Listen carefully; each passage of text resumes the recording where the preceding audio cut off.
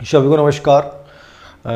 कुछ वीडियो में देरी ज़रूर हो रही है, लेकिन मैंने कल भी लाइव सेशन में भी कहा था कि कम्प्लीटली हम बहुत बढ़िया तरीके से पढ़ेंगे। मेरे पे जिम्मेदारी छोड़िए, आप कोर्स की चिंता ना कीजिए, मैं अपने आप करवा दूंगा। और कुछ टॉपिक जैसे कॉमन है, मैंने पहले भी कहा था, जैसे समायोजन है, तो समायोजन चाहे अपन स्कूल लेक्चर में पढ़ें चाहे रिट में पढ़ें, सेम कंटेंट है। जो मैंने रिट में समझा है वो सेम होगा। तो आप कहोगे तो वो वीडियो पहले डाल दिए जाएंगे, क्योंकि ऑलरेडी वो रिकॉर्डेड वीडियो हैं। जैसे डाले थे, लेकिन कुछ बच्चों ने कहा कि सर ऐसा लगा कि बीच में समायोजन आ गया, इसलिए हमने वापस हटा लिए। तो आपको जहां लगता है तो जो चीज़ें सेम है वहाँ वे ऑफ द पढ़ाने का तरीका, समझाने का तरीका एक ही रहेगा। हाँ, उसमें मैंने आपको ये बताया था कि हम डाउटफुल लाइव क्लासेस अलग से रखेंगे, ताकि उस बिंदु के ऊपर आपके जो पर्सन हैं, जो कन्फ्यूजन है, वो दोबारा से एकदम से आमने सामने हमारे क्लियर हो जाए। शिक्षा मनोविज्ञान पहला टॉपिक चल रहा है, जो स्कूल लेक्चर में भी बहुत इंपॉर्टेंट है और सेकंड ग्रेड में भी बहुत इंपॉर्टेंट है। और इस टॉपिक के अंतर्गत जो मैंने पहले 3 वीडियो डाले हैं, उनमें शिक्षा का अर्थ, उसके बाद मनोविज्ञान का अर्थ हमने पढ़ा है, उसके बाद मनोविज्ञान की प्रकृति क्या हो सकती है, इसके ऊपर हमने चर्चा की है। मनोविज्ञान का विकास कैसे हुआ है, इसके ऊपर चर्चा की है। और शिक्षा और मनोविज्ञान दोनों की डेफिनेशन पे चर्चा की है। आज के इस वीडियो के माध्यम से इसी टॉपिक का अगला पार्ट हम जारी कर रहे हैं। अगले पार्ट के ऊपर अपन चर्चा करेंगे, और एक एक छोटी छोटी चीज़ों के ऊपर जहां मैं आपको बताता हूं कि ये चीज़ बहुत इंपॉर्टेंट है, उसको बहुत अच्छे से फोकस करना है, बाकी चीज़ों को नॉर्मली देखना है। तो 3 बिंदु अपन लेके चलेंगे, ठीक है। मनोविज्ञान के लक्ष्य, मनोविज्ञान की शाखाएं और मनोविज्ञान की शिक्षा को देन। ये तीनों बिंदु अपनी जगह इंपॉर्टेंट है। लेकिन जैसे मनोविज्ञान के लक्ष्य हैं, तो मनोविज्ञान के लक्ष्य के ऊपर अभी तक प्रश्न नहीं पूछा गया, तो आप इसको इग्नोर कर सकते हैं कि साहब मनोविज्ञान के लक्ष्य क्या है, ये इतना महत्वपूर्ण बिंदु नहीं है, तो आप इसको इग्नोर कर सकते हैं। लेकिन मैं कह दूं कि साहब एग्जाम में नहीं आएगा, ये जरूरी नहीं है। मनोविज्ञान के लक्ष्य क्या है, ये आज तक एग्जाम में नहीं आया है, लेकिन आ सकता है। तो इतना सा क्या पढ़ना है इसमें, 3 लक्ष्य मनोविज्ञान के इन्होंने बताए, सिर्फ उनके नाम याद रखने कि मनोविज्ञान साइकोलॉजी के 3 लक्ष्य क्या हैं। पहला, वर्णन व मापन, डिस्क्रिप्शन एंड मेजरमेंट। अब सिंपल सी बात है, आपसे केवल हेडलाइन पूछेगा, क्योंकि आप ऑब्जेक्टिव एग्जाम साइकोलॉजी से देने वाले हैं, तो बहुत ज्यादा आपको प्रेशर अपने ऊपर क्रिएट करने की आवश्यकता नहीं है। शॉर्ट सी बात याद रखनी है कि मनोविज्ञान का लक्ष्य है या मनोविज्ञान का लक्ष्य नहीं है, यह प्रश्न आपसे पूछेगा। अब मनोविज्ञान का लक्ष्य क्या और क्या नहीं, ये पूछेगा। एक सेकेंड, मनोविज्ञान का लक्ष्य, एक सेकेंड, मैं थोड़ा सा वॉल्यूम को सही करता हूं, इको आ रहा था इसमें। ओके, मनोविज्ञान का लक्ष्य क्या है और मनोविज्ञान का लक्ष्य क्या नहीं है, इसके ऊपर आपसे थोड़ा सा प्रश्न पूछ सकता है। थोड़ा सा मैं और बाधा चाहूँगा, इसका इको थोड़ा डाउन। हेलो हेलो हेलो, ठीक है ठीक है। हाँ, तो मैं चर्चा कर रहा था कि मनोविज्ञान के लक्ष्य यानी छोटा सा बिंदु है। अब इसके ऊपर आप 1 मिनट लगाते हैं, 2 मिनट लगाते हैं, वो आपके ऊपर डिपेंड करेगा। बहुत छोटा सा बिंदु है। पहला प्रश्न आपसे पूछेगा मनोविज्ञान का लक्ष्य नहीं है या मनोविज्ञान का इनमें से कौन सा लक्ष्य है। तीनों ऑप्शन दे दिए, उपयुक्त सभी दे दिया, उपयुक्त सभी हो गया। कौन सा नहीं है, तो आपको ये पता होना चाहिए कि 3 के अलावा कौन सा नहीं है। अब यहां वर्णन और मापन का मतलब क्या है कि बालक का जो संज्ञानात्मक और व्यवहारात्मक व्यवहार है, कौन सा व्यवहार है, संज्ञानात्मक। संज्ञानात्मक मतलब कोग्निटिव, मानसिक क्रियाएं जितनी भी हैं, और व्यवहार। तो संज्ञानात्मक और व्यवहारिक जो भी मानसिक क्रियाएं हैं उसकी, संज्ञानात्मक में तो क्या आ गई, मानसिक क्रियाएं आ गई, और व्यवहारिक में जो नॉर्मली अपन बिहेव करते हैं, हमारे संवेग वगैरह हैं, उन सब का वर्णन करना है और उसके बाद उसका मापन करना है। किताब में हेडलाइन जो मिलती है वो मापन पहले मिलती है, लेकिन आप हमेशा याद रखना पहले वर्णन होगा, उसके बाद मेजरमेंट होगा। तो कौन से व्यवहार का, संज्ञानात्मक और व्यवहारिक व्यवहार का, इन दोनों पक्षों का पहले वर्णन करता है मनोविज्ञान, और उसके बाद मनोविज्ञान क्या करता है, उसका मेजरमेंट करता है। तो लिख लें, आप छोटी सी लाइन लिख लें, इसमें लिख लें ताकि साथ साथ नोट्स बनते जाएं आपके। मनोविज्ञान का पहला लक्ष्य, मनोविज्ञान का पहला लक्ष्य, मनोविज्ञान का पहला लक्ष्य प्राणी के व्यवहार व संज्ञानात्मक प्रक्रियाओं का वर्णन करना, प्राणी के व्यवहार व संज्ञानात्मक प्रक्रियाओं का वर्णन करना, प्राणी के व्यवहार व संज्ञानात्मक प्रक्रियाओं का वर्णन करना, और फिर उसे मापन करना। यानी पहले वर्णन आएगा और उसके बाद क्या आएगा, मेजरमेंट आएगा। तो जो भी उसका व्यवहारिक पक्ष है, उसकी संज्ञानात्मक क्रियाएं, मानसिक क्रियाएं हैं, स्मृति, चेतना जो भी हैं सब, ठीक है, उन सब का पहले वर्णन करता है और उसके बाद क्या करता है, मापन करता है। ये मनोविज्ञान का पहला लक्ष्य है। ज़्यादा दिमाग पे जोर नहीं डालना है, बहुत इजी वे में आपको इतना याद रखना है कि मनोविज्ञान का प्रारंभिक लक्ष्य क्या है। तो आपको यही करना है कि संज्ञानात्मक और व्यवहारिक पक्षों का वर्णन करना और उसके बाद उसका मापन करना, ये पहला लक्ष्य है। छोटी सी कोड वर्ड में शॉर्ट लाइन लिख लो कि गुरुजी नोट्स लिखें। नोट्स आपके पास मेरी किताब है तो लिखने की आवश्यकता नहीं है, फिर भी आप मेरे साथ लिखना चाहते हैं तो जैसे मैंने 3 बार 4 बार ये बात बोल दी, आप एक बार में लिख सकते हैं, इससे ज़्यादा बढ़िया क्या होगा। ठीक है, नंबर 2 पे, ये तो पहला हो गया। दूसरा है पूर्व अनुमान व नियंत्रण। पूर्व अनुमान व नियंत्रण, प्रिडिकेशन एंड कंट्रोल। प्रिडिकेशन का मतलब होता है पूर्व अनुमान, मतलब मनोविज्ञान क्या करेगी, आपके व्यवहार के बारे में एक पूर्व अनुमान लगाएगी कि आपका व्यवहार ऐसा होगा, ऐसा हो सकता है, और यदि गलत दिशा में होता है तो आपके भावों और संवेगों पे नियंत्रण भी मनोविज्ञान रखता है। तो मनोविज्ञान का दूसरा लक्ष्य क्या हो गया, आपके व्यवहार के बारे में पूर्व अनुमान लगाना और दूसरा आपके व्यवहार के ऊपर नियंत्रण भी रखना। तो पूर्व अनुमान और नियंत्रण ये मनोविज्ञान का क्या है, दूसरा एम है, ऑब्जेक्टिव है। तो लिख लें मनोविज्ञान का दूसरा लक्ष्य व्यवहार के बारे में पूर्व कथन करना, व्यवहार के बारे में पूर्व कथन, प्रेडिकेशन, व्यवहार के बारे में पूर्व कथन करना, पूर्व कथन या पूर्व अनुमान की बात है, प्रेडिकेशन करना, ठीक है ना, पूर्व अनुमान करना, पूर्व कथन करना, भविष्यवाणी करना, प्रेडिकेशन करना, ठीक है, ताकि उसके व्यवहार पे नियंत्रण किया जा सके, ताकि उसके व्यवहार पे कंट्रोल या नियंत्रण किया जा सके।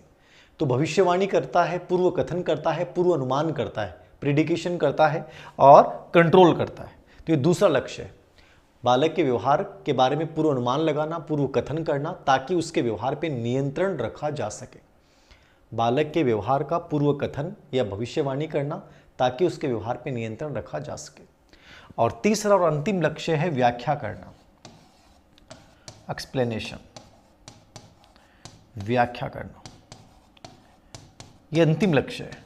बालक के व्यवहार की व्याख्या करेगा, पहले वर्णन था, यहां एक्सप्लेनेशन है, ठीक है, दोनों पक्षों के ऊपर चर्चा करेगा। तो यहां व्याख्या जो कर रहा है वो तीसरा लक्ष्य है। तो ये 3 है, सिंपल सी बात है, कुछ भी को नहीं है।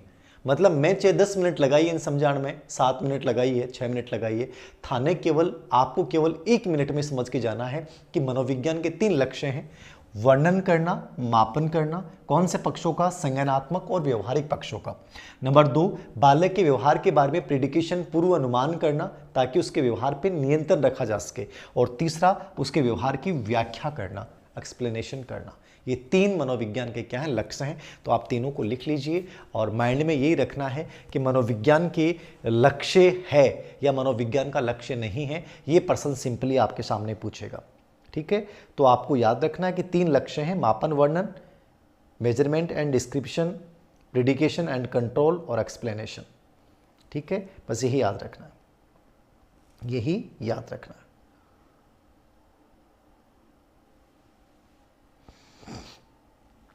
हो गया, ठीक है, आगे बढ़ते हैं। 2 नंबर पे, ये पहला बिंदु था आज का। दूसरा है मनोविज्ञान की शाखाएं, साइकोलॉजी की ब्रांचेज। अच्छा बिंदु है, स्पेशली यदि सेकंड ग्रेड 2010-11 के यदि आपने पेपर देखे हो, ठीक है, तो मनोविज्ञान की शाखाओं के ऊपर बहुत प्रश्न पूछे गए, उसके बाद कम प्रश्न पूछे गए। लेकिन 10-11 के जो सब्जेक्ट आधारित साइकोलॉजी के पेपर हुए थे आरपीएससी द्वारा, उसमें प्रश्न पूछे गए हैं। स्कूल लेक्चर में एक प्रश्न यहां से पूछा गया है। अब यहां से सबसे पहली चीज आपको यह समझनी है कि सर इस बिंदु में से कैसा प्रश्न पूछा जाएगा या हमें कैसा इसको पढ़ के जाना है। सिंपल सी बात है, देखो यहां से जो प्रश्न पूछा गया है, एग्जाम जो पैटर्न है वो सिंपल सा पैटर्न है एग्जाम का। क्या पैटर्न है एग्जाम का बता देता हूं। मनोविज्ञान की शाखा है या शाखा नहीं है, मतलब सबसे इजी सा प्रश्न पूछा जाता है, मनोविज्ञान की शाखा में शामिल है या मनोविज्ञान की शाखा में शामिल नहीं है। मतलब यही प्रश्न आपसे पूछा जाएगा कि मनोविज्ञान में क्या शामिल है और क्या नहीं है। तो आपके दिमाग में होना चाहिए कि साहब ये मनोविज्ञान की ब्रांच होती है और ये मनोविज्ञान की ब्रांच नहीं होती है। बहुत ईजी वे में आपको तैयार करना है। समझ में आ रहा है मेरी बात? बहुत ईजी सा प्रश्न, मनोविज्ञान की शाखा है, मनोविज्ञान के का भाग है या भाग नहीं है। तो जो हम चीजें पढ़ेंगे वो मनोविज्ञान की मुख्य ब्रांचेज हैं, ठीक है। बाकी बहुत सारी ब्रांचेज हैं, लेकिन जो बताऊं उनको आपको अपने जहन में रखना है, उसके अलावा इसका मतलब वो नहीं है। एग्जाम में लगभग 4 से 5% यहां से पूछे गए हैं और सेकंड ग्रेड में बहुत % पूछे गए। ठीक है। मनोविज्ञान की शाखाओं की अपन बात करते हैं तो नॉर्मली मुख्य रूप से मनोविज्ञान को 2 पार्टों में बांटते हैं। एक होता है सामान्य मनोविज्ञान, कौन सा मनोविज्ञान? सामान्य, और एक होता है असामान्य मनोविज्ञान। मुख्य प्रकार पूछेगा तो आपको 2 करने हैं। आपसे प्रश्न पूछा मनोविज्ञान को 2 मुख्य भागों में विभाजित किया जा सकता है, कौन सा? सामान्य मनोविज्ञान, असामान्य मनोविज्ञान। सामान्य का मतलब जो सामान्य परिस्थितियों में बालक के व्यवहार का अध्ययन किया जाता है वो सामान्य मनोविज्ञान है, और जो एक प्रकार से मानसिक रोगों का अध्ययन किया जाता है कि मान लो कोई व्यक्ति पागल हो गया, कोई सिजोफ्रेनिया हो गया, ठीक है, कोई साइकोपैथ हो गया, तो ये जो हिस्टीरिया हो गया, ये असामान्य मनोविज्ञान है।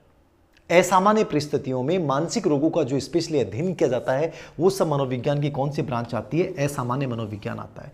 तो मुख्य रूप से प्रश्न पूछता है कि मनोविज्ञान की 2 शाखाएं मुख्य रूप से कौन सी हैं, तो आपका उत्तर होगा 2 शाखाएं हैं, एक तो सामान्य मनोविज्ञान है और दूसरा क्या है? असामान्य मनोविज्ञान। आजकल एक नया क्षेत्र और उभर रहा है, पशु मनोविज्ञान। कौन सा मनोविज्ञान?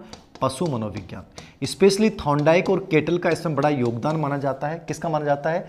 थॉर्नडाइक व केटल का इसमें सबसे बड़ा योगदान माना गया है। बाकी थॉर्नडाइक केटल का योगदान शिक्षा मनोविज्ञान के विकास में भी माना जाता है।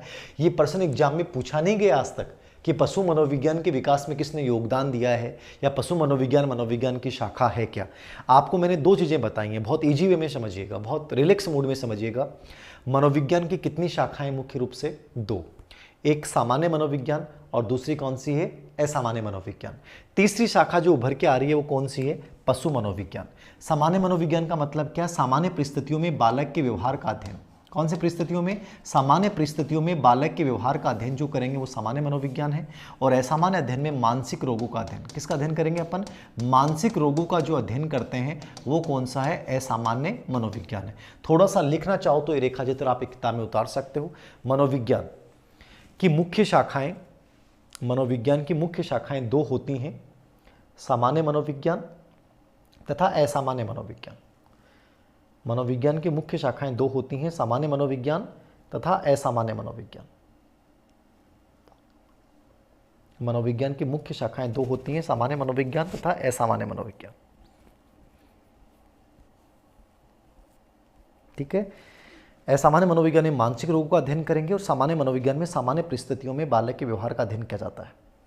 और जो तीसरी शाखा है वो पशु मनोविज्ञान। इसमें आप लिख सकते हैं ये नवीनतम शाखा है। थॉर्नडाइक और केटल ने इसके विकास में योगदान दिया है। थॉर्नडाइक व केटल ने इसके विकास में योगदान दिया है। थॉर्नडाइक व केटल ने इसके विकास में योगदान दिया है। थॉर्नडाइक व केटल ने इसके विकास में योगदान दिया है। ठीक है, ये देख लेना।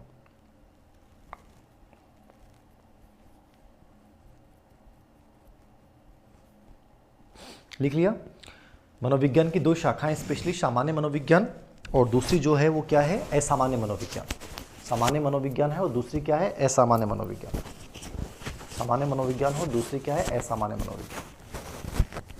हमारा माइक कहाँ गया भाई? सामान्य मनोविज्ञान और दूसरा क्या है? असामान्य मनोविज्ञान। एक सेकंड।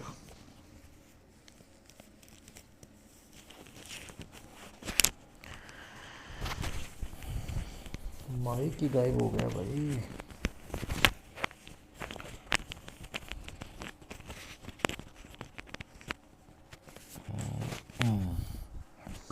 ये ठीक है। ठीक है, ये हो गया। पहली चीज समझ में आ गई। मनोविज्ञान को 2 पार्टों में अपन डिवाइड करेंगे, सामान्य मनोविज्ञान, असामान्य मनोविज्ञान। सामान्य मनोविज्ञान सामान्य परिस्थिति में, असामान्य मनोविज्ञान मानसिक रोगों का अध्ययन।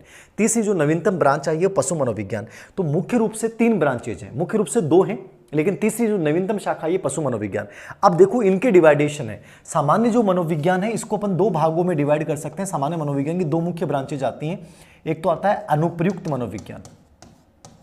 कौन सा मनोविज्ञान? अनुप्रयुक्त मनोविज्ञान। अनुप्रयुक्त मतलब होता है अप्लाइड। एक होता है शुद्ध मनोविज्ञान, प्योर साइंस, साइकोलॉजी।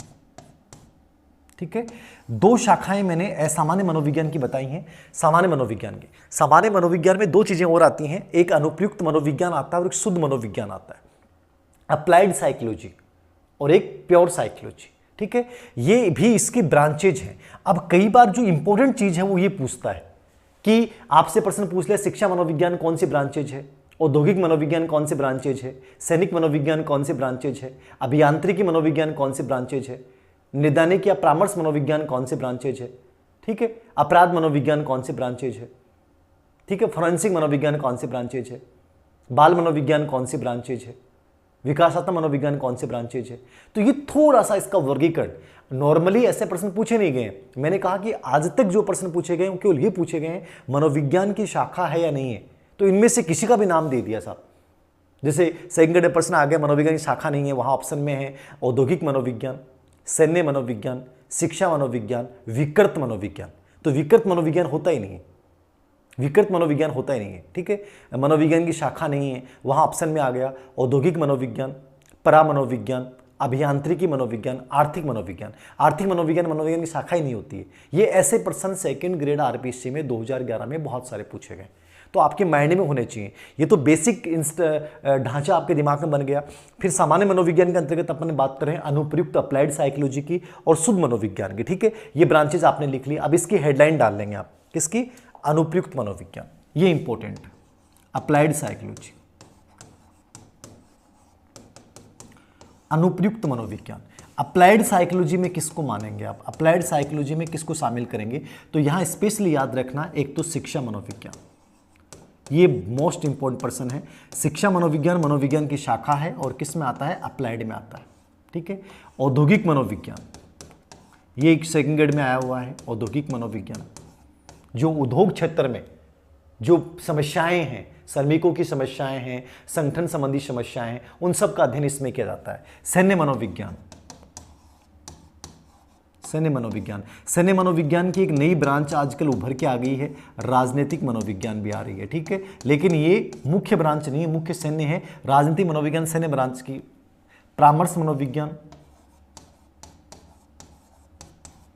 नैदानिक मनोविज्ञान। ठीक है, तो इनके नाम आपको याद होने चाहिए, तो थोड़ा सा लिख लें एक बार इसके बारे में। अप्लाइड साइकोलॉजी, अनुप्रयुक्त मनोविज्ञान। ठीक है, अनुप्रयुक्त का मतलब क्या होता है, जो मानव व्यवहार में उपयोगी है। इसमें लिखें शिक्षा मनोविज्ञान, औद्योगिक मनोविज्ञान, ठीक है ना, शिक्षा मनोविज्ञान, औद्योगिक मनोविज्ञान, सैन्य मनोविज्ञान, सैन्य मनोविज्ञान। फिर लिखा आपने परामर्श या नैदानिक मनोविज्ञान, परामर्श और नैदानिक मनोविज्ञान, खेल मनोविज्ञान, खेल मनोविज्ञान,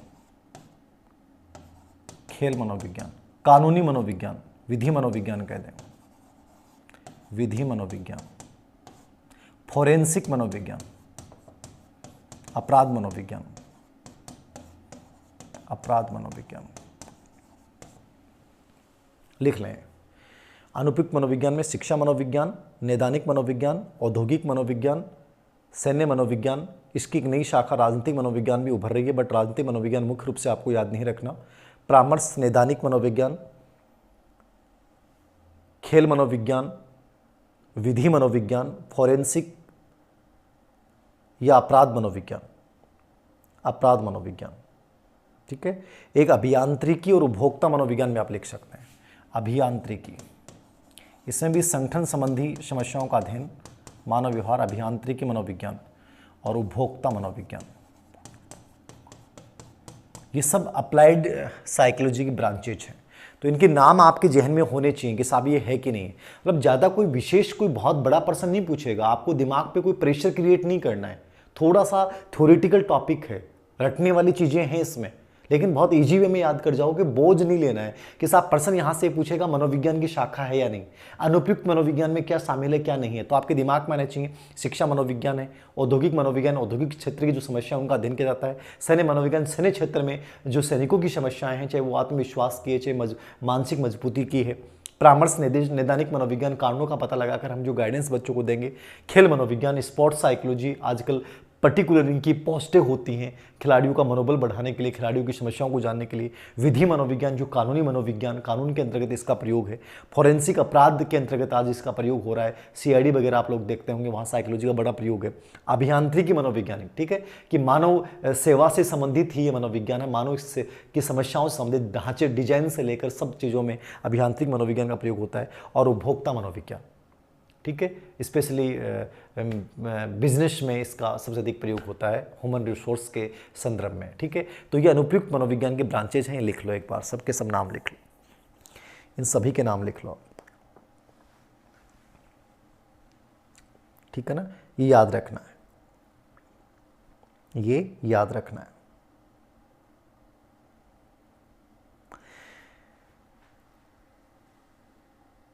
लिख लिया सभी ने? शिक्षा मनोविज्ञान, औद्योगिक मनोविज्ञान, सैन्य मनोविज्ञान, परामर्श मनोविज्ञान, नैदानिक मनोविज्ञान, खेल मनोविज्ञान, वैधानिक मनोविज्ञान, उपभोक्ता मनोविज्ञान, फॉरेंसिक अपराध मनोविज्ञान, ठीक है, सैन्य मनोविज्ञान, ये स्पेशली याद रखना है, ये आपको याद रखना है। अब जैसे एक ब्रांच मैंने बताई कि शुद्ध मनोविज्ञान के नाम से आता है, तो शुद्ध मनोविज्ञान में भी कुछ चीज़ें शामिल हैं। शुद्ध मनोविज्ञान में क्या शामिल है, इसको भी आप देख सकते हैं। शुद्ध मनोविज्ञान, शुद्ध मनोविज्ञान में एक तो दैहिक मनोविज्ञान आता है, दैहिक, और दैहिक मनोविज्ञान में एक दार्शनिक हुए हैं हार्टले, इनका बड़ा योगदान माना जाता है, ठीक है। शारीरिक मनोविज्ञान, एक आपका परा मनोविज्ञान, अभी स्कूल लेक्चर का यदि पेपर देखा हो आपने 2020 का, उसमें प्रश्न आया था परा मनोविज्ञान। परा मनोविज्ञान क्या है? लौकिक विषयों से परे विषयों का अध्ययन। अपन जो भूत प्रेत की बातें करते हैं वो परा मनोविज्ञान, तो लौकिक विषयों से परे जिन विषयों का अध्ययन करते हैं वो सब किस में आता है? लौकिक से परे, ये परा मनोविज्ञान है, ठीक है। बाल मनोविज्ञान, चाइल्ड साइकोलॉजी, स्टैनले हॉल वाला। विकासात्मक मनोविज्ञान, जीन पियाजे वाला, विकासात्मक मनोविज्ञान। प्रायोगिक मनोविज्ञान, विलियम वुंट वाला, वुंट, पियाजे, स्टैनले हॉल, ठीक है ना, ये सब शुद्ध मनोविज्ञान में है, तो इनके नाम लिख सकते हैं आप। दैहिक मनोविज्ञान, डेविड हार्टले ने इसमें बहुत बड़ा योगदान दिया था। दैहिक मनोविज्ञान, शारीरिक मनोविज्ञान। परा मनोविज्ञान, मन से परे, इस पे जो कार्य किया था जेबी रायन ने किया था। परा मनोविज्ञान पे जो कार्य किया था जेबी रायन। इतने डीपली प्रश्न नहीं पूछेगा कि साहब किसने कार्य किया है, आप तो इतना याद रखना कि परा मनोविज्ञान होता है और मन से परे जो विषय हैं उनका अध्ययन अपन परा मनोविज्ञान में करते हैं। जो अलौकिक विषय हैं, भूत प्रेत आत्मा की जो बातें हैं वो सब परा मनोविज्ञान है। बाल मनोविज्ञान स्टैनले हॉल है।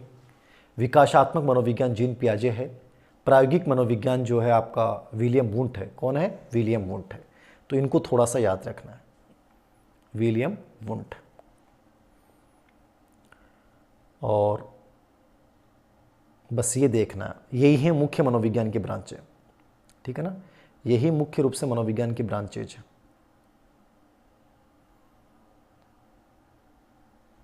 ये थोड़ा सा याद रखना। इनके अलावा यदि अपन बात करें तो व्यक्तिक मनोविज्ञान एक ब्रांचेज होती है। व्यक्तिक मनोविज्ञान, एक समूह है मनोविज्ञान, सामुदायिक मनोविज्ञान जिसको बोल सकते हैं हम। क्रियात्मक मनोविज्ञान, क्रियात्मक मनोविज्ञान में शिक्षा मनोविज्ञान भी आता है, व्यावसायिक मनोविज्ञान भी आता है और धर्म मनोविज्ञान भी आता है ना।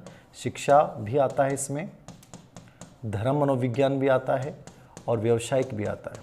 ये क्रियात्मक मनोविज्ञान का के पार्ट होते हैं, ठीक है। व्यक्तिक मनोविज्ञान, समूह मनोविज्ञान, सामुदायिक मनोविज्ञान, क्रियात्मक मनोविज्ञान, शिक्षा, धर्म और व्यावसायिक मनोविज्ञान, ये क्रियात्मक मनोविज्ञान के पार्ट होते हैं। ये कुछ अन्य ब्रांचेज हैं, पूछे तो आपके माइंड में होना चाहिए, तो ये अन्य में लिख लेना, ठीक है ना। मुख्य रूप से तो सामान्य मनोविज्ञान की दो शाखाएं होगी, अनुप्रयुक्त अप्लाइड साइकोलॉजी और शुद्ध मनोविज्ञान, ठीक है। और फिर अन्य के नाम से आप याद रखो तो लिख सकते हैं कि समूह मनोविज्ञान है, व्यक्तिक मनोविज्ञान है, इसको समूह को सामुदायिक मनोविज्ञान कह सकते हैं। क्रियात्मक मनोविज्ञान जो होता है वो भी एक अप्लाइड ही है। इसमें तीन चीज़ें होती हैं, शिक्षा मनोविज्ञान शामिल होता है, धर्म मनोविज्ञान शामिल होता है और व्यावसायिक मनोविज्ञान शामिल होता है। और एक नाम और याद रखना, सामाजिक मनोविज्ञान। सामाजिक मनोविज्ञान, इस पे मैकडूगल ने कार्य किया था। किसने कार्य किया था? मैकडूगल ने। तो ये नाम याद रखो तो रख लेना, मतलब इतना इंपॉर्टेंट पार्ट नहीं है कि हर चीज़ आपको याद हो, क्योंकि एक टॉपिक ही चल रहा है और विषय वस्तु ज़्यादा हो जाती है। तो मैं तो उस लेवल पे लेके जा रहा हूँ कि आपको सोचना भी नहीं पड़े, कि साहब उसके बाद हमें अलग से कुछ पढ़ना है क्या। लेकिन अब इन पे चर्चा करें अपन कि बिंदु इंपॉर्टेंट है कि नहीं है। तो मैंने कहा कि इंपॉर्टेंट तो है, और लेकिन इंपॉर्टेंट है तो प्रश्न कैसा आएगा। प्रश्न अभी तक जो पूछा गया वो सिंपल पूछा गया कि 4 प्रश्न आए। मनोविज्ञान की शाखा नहीं है, मैंने बता दिया। एक विकृत मनोविज्ञान माना गया, एक आर्थिक मनोविज्ञान माना गया है, एक स्कूल लेक्चर में परा मनोविज्ञान में प्रश्न आ गया, ठीक है। एक शिक्षा मनोविज्ञान कौन सी शाखा, ये प्रश्न आ गया। तो ऐसे प्रश्न 4 पूछे गए। तो सिंपल प्रश्न पूछेगा मनोविज्ञान की शाखा है या नहीं है, तो भी इजी रूप में हो जाएगा। और डीपली पूछेगा तो भी मैंने आपको बता दिया कि डीपली पूछेगा तो कैसा पूछेगा। तो शुद्ध मनोविज्ञान में दैहिक मनोविज्ञान, परा मनोविज्ञान, बाल मनोविज्ञान, विकासात्मक मनोविज्ञान, विकास की पूरी अवस्थाओं का अध्ययन, प्रायोगिक मनोविज्ञान जिसने मनोविज्ञान को विज्ञान दर्जा दिलाया, विलियम वुंट वाला है। बाल मनोविज्ञान जिसमें बच्चे का गर्भाकाल से लेकर किशोरावस्था तक विकास का अध्ययन किया जाता है। परा मनोविज्ञान पे जो कार्य किया है वो जेबी राइन ने किया है। किसने किया है? जेबी राइन ने किया है। इसमें लौकिक विषय से परे विषयों का अध्ययन किया जाता है। फिर अन्य विषय कि सामान्य मनोविज्ञान की कोई अन्य ब्रांचेज भी हैं क्या, तो वहाँ व्यक्तिक मनोविज्ञान भी है, वहाँ समूह या सामुदायिक मनोविज्ञान भी है, क्रियात्मक मनोविज्ञान भी है और सामाजिक मनोविज्ञान भी है। तो ये 4 नाम अलग से याद रखने हैं ताकि कहीं भी रिस्क नहीं रहेगा कि मनोविज्ञान के ब्रांचेज के ऊपर कैसा भी प्रश्न आ जाए आपका गलत नहीं होगा। तो ये 4 अन्य शाखाएं हैं सामान्य मनोविज्ञान की। मुख्य रूप से 2 हैं, अनुप्रयुक्त और शुद्ध मनोविज्ञान। अनुप्रयुक्त में क्या है और शुद्ध में क्या है मैंने बता दिया है। फिर 4 के नाम याद रख लेना, व्यक्तिक मनोविज्ञान, समूह या सामुदायिक मनोविज्ञान, क्रियात्मक मनोविज्ञान। क्रियात्मक मनोविज्ञान में 3 मनोविज्ञान शामिल होते हैं वैसे, शिक्षा मनोविज्ञान, धर्म मनोविज्ञान और व्यवसायिक मनोविज्ञान। और फिर चौथा सामाजिक मनोविज्ञान जिस पे विलियम मैकडूगल ने कार्य किया है। तो ये मेरे अकॉर्डिंग यहाँ बिंदु कंप्लीट है। कोई भी चीज़ आपके समझ में नहीं आई है तो मैं डाउटफुल जो अपनी लाइव क्लास रखूँगा उसमें आप दोबारा इसके ऊपर चर्चा कर सकते हैं, उसके ऊपर दोबारा आप इस पर कंप्लीटली चर्चा कर सकते हैं, ठीक है। ये 2 बिंदु मेरे अकॉर्डिंग आपके क्लियर हुए होंगे। कुछ समझ में आया होगा कि 2 बिंदु महत्वपूर्ण बिंदु क्या है। देखिए 2 बिंदु चर्चा किए, मनोविज्ञान के 3 लक्ष्य और मनोविज्ञान की शाखाएं, ठीक है। तो एक इंपॉर्टेंट बिंदु हमारा यहाँ पूरा होता है। तो ये छोटे छोटे वीडियो बनाएंगे, ज़्यादा इजी वे में रहेगा। आधे घंटे की वीडियो बनाता रहूँगा, ज़्यादा सही रहेगा। कुछ बच्चों ने कहा कि सर लंबी वीडियो बनाएं। लंबी वीडियो एक परेशानी से पैदा करता है। छोटी छोटी श्रृंखलाओं में पढ़ोगे तो इजी वे में साइकोलॉजी याद हो जाएगी। बड़ा लंबा वीडियो होगा तो ऐसा लगेगा कि सर बहुत बड़ा हो गया, कुछ समझ में नहीं आया। आधे घंटे की वीडियो बहुत सही एक रेंज होती है, याद रखना। तो ये 2 चीज़ें आप समझ लीजिएगा। फिर भी इनमें कोई डाउट हो तो अपनी कॉपी में रजिस्टर में लिख लीजिएगा, और मैं जब डाउटफुल लाइव क्लास लूँ तो मुझे पूछिएगा, मैं एक एक चीज़ का सॉल्यूशन कर दूंगा। तनाव लेने की आवश्यकता नहीं है आपको, ठीक है। Thank you.